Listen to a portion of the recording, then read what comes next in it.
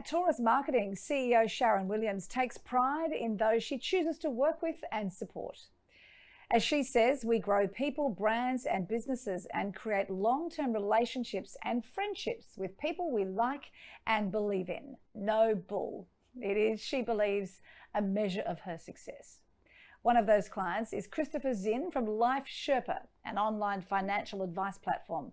Christopher has worked with Taurus for just over a year. He's a relative newcomer as a Taurus client. And today I'm joined by Sharon and Christopher. Welcome to you both. Thank you. Christopher, tell us how you came to work with Taurus. Well, it was a suggestion. We have Life Sherpa. It's a startup. I came on as the director of communications, but how am I going to communicate? How am I going to tell people about this? I know what to say, but in terms of putting it in the right places to say it and bounce off people, I was all alone. So we got a referral to Taurus. In fact, a few PR companies, dare I say. And look, I'd like to think it's nice to think that one is liked, but we sort of clicked. I liked the idea behind it. I realized they promised a lot, but they were also realistic that that takes time and I know effort as well. So look, it was serendipitous finding Taurus, but I'm very glad that we did. Yeah, you talk about wanting to get your message out there. Explain what Life Sherpa does. Okay, so Life Sherpa answers the problem of financial advice. The problem of financial advice is because of asset appreciation, be that superannuation or housing. Lots of people who don't really regard themselves as very rich need to manage their financial affairs and futures much better. But at the same time that they've got assets going up, trust is dropping in financial advisors because of various scandals. And also the cost of them has gone through the roof because there's been many compliance obligations which have followed royal commissions, etc. The result is there's a big gap of people who can't afford $5,000 or $6,000 up front for a statement of advice and all the ongoing stuff, or who choose not to use it, yet their affairs are poorly managed and they pay a big price for that. So at Life Sherpa, it's an online platform. We say, we provide by far the best value financial advice, whatever you earn, own or owe. So it really is for everyone. And you can subscribe, very reasonably for the online programs, or as a fee for service, you can see a financial advisor. So you're just paying for what you get. You're not paying through them enjoying any commissions on any products they might sell. So we think it gets over many of the problems with the traditional financial advice model. Yeah, so it's certainly going to serve a lot of people to get the word out there then about what Life Sherpa does, especially at the moment. But I understand you were quite skeptical about PR and what it could do for the brand at first. Yeah, look, I'm skeptical about PR only in the way that I think as a PR person, you have to be skeptical as well. You have to look at things. Can we really deliver on this? I know how hard it is. The media in many ways is contracting, or the traditional media is contracting, and there's an explosion of all these other platforms. So which baskets do you put your eggs in and how long? So it's very easy for PR people, I say respectfully, to bluster and brag about what they can do and how quickly they can do it. It's quite another when they can actually say, well, we can do this, and this is what of course, past performance is no guarantee of future performance, but can say this is what we can do. So I was kind of impressed with the sense of realism on behalf of Taurus, but also I think on the sense of playfulness. Life is a game of chance. PR, you have to be a high stakes roller because there are so many chances. You've got to seize the moment, the time. You've got to be nimble. You can put a lot of that work into a campaign, but bang, Queen Mother dies on that day and you've blown it. There's so many things that can happen. So you've got to be patient. You've got to be playful. And I got all those sort of sense from Taurus.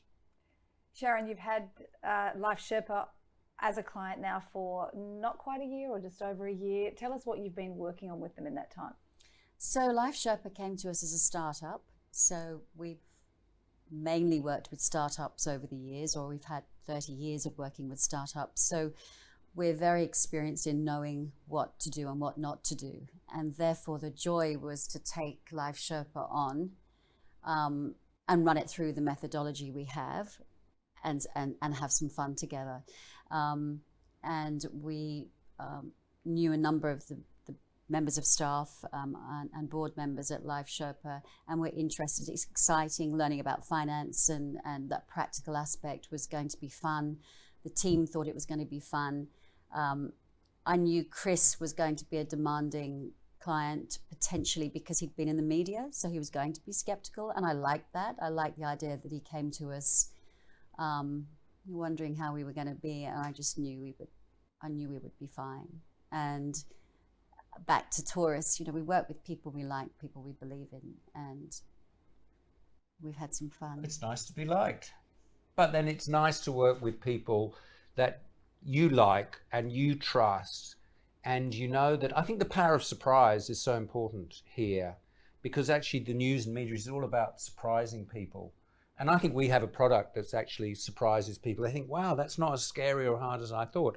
And I understand that Taurus understand that, how to use surprise in a constructive sense, both to keep us all excited and activated, but more to the point, to engage the viewer, the listener, or whatever.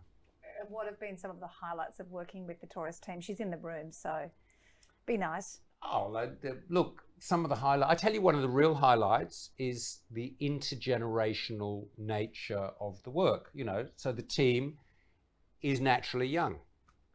The team is predominantly female. Actually, our target audience is women really in their 30s and 40s who actually take the lead in terms of families in sort of financial planning. So one of the big issues that's going to be a big part of, I think our life in Life Sherpa, but generally, personally too, is intergenerational wealth transfer as goes on, as the boomers pop off the perch and hand things on. I think intergenerational working together is a wonderful thing to do and very energizing. So I've enjoyed that energy, particularly of the team. But I have to tell one little story, which I think will be the one story we'll go for. So for some reason, in a meeting, I mentioned I'm a great fan of Barry White for various reasons. You know who Barry White is. Anyway, the Taurus team, apart from Sharon, they were scratching their heads. Who's Barry White? I said, who's Barry White? You don't know who Barry White is? I'm going to tell you who Barry White is. So that gave us a lot of fun. But more to the point, it is the acknowledgement that actually there's a whole generation who there are things that you hold very central or you believe in, you think everyone knows about, but they don't. And that's very much the case with money and all sorts of things. So I will always call that the Barry White moment. It's fun, so much fun. And I had a moment of jigging in the office because, of course, you'd be Barry White yeah. was fabulous. Yeah. The Taurus team has a lot to thank you for, Christopher, for introducing them to Barry White. Now, we've talked about Taurus. What about Sharon? What are some of her strengths, would you say? Well, if it doesn't sound corny, she is as strong as a Mallee bull, which is a great Australian expression. But she is tough and strong because you have to be, because there's a lot of hard work in PR. You have to believe in something and you have to push. And you have to motivate your staff to push and to handle knockbacks and to handle cynical journalists who don't return calls or who are rude or sometimes worse than rude. And they've got to realize actually it's not them personally, but that's their job. And if you were tutored by Sharon in this world, that's a great start. And I think perhaps I'd remember as, when we were young journalists, actually some of the tough old bastards we had to work for, they wouldn't be allowed to be employed people nowadays like that. But actually the value of that to kind of prepare you for the world of work that you were going to was very valuable. So I'd say that is Sharon, but of course has a soft underbelly as well. We all know that. And, and a very human touch. And the thing is, she enjoys her work. And she makes people enjoy their work because she realizes if you enjoy your work, not all the time, there are of course times when it's a pain, but if you get up in the morning and you feel energized and you enjoy your work, that is a very big start. And the more you can spread that infectiously, the better you tend to do. So I'm sure there are many other fragments of Sharon, which I've yet to discover over the next 20 years, I hope, as we work. I'm a comparative newcomer, but yeah. So the Taurus brand is no coincidence as far as I'm concerned. To flip to flip it there, Sharon, tell us what it's like to work with Christopher and his team. Fun, constant communication, humour, serious discussions about what's happening with wealth and finance, watching the market, idea exchanges, easy communication. It has really been a joy. So Christopher, we know that you introduced Barry White to the team. That's your legacy with Taurus so far. But if you had to pick 3 things that you've learned from Sharon and from working with the Taurus team, what would they be? I think they would be that, financial PR is a very crowded market. There's a lot of people who generate a lot of stuff, or it's called content nowadays, which they want to get into traditional and other media. What I've learned is that, while the media is immediate, there's a big turnover, it takes time. And what I've learned is, it's their strategizing, thinking weeks and months ahead about how to do something. Being nimble, of course, but still making it work like that. That's number 1.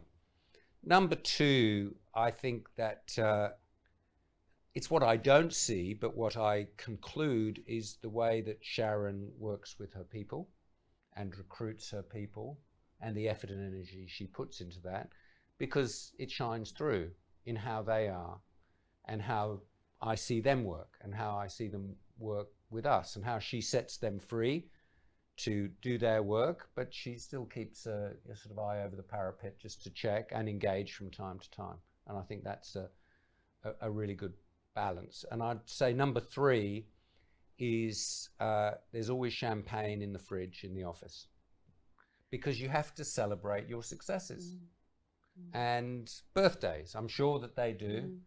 And because actually celebrating is not just nice and fun, it actually achieves a lot, because you realize what you've done. Most of us actually, I think, underappreciate what we contribute, what we do. To be reminded and get endorsement for that is a very powerful thing. So it's great to join the celebration of Taurus as well. And Christopher, what would you say to others who are contemplating working with Taurus?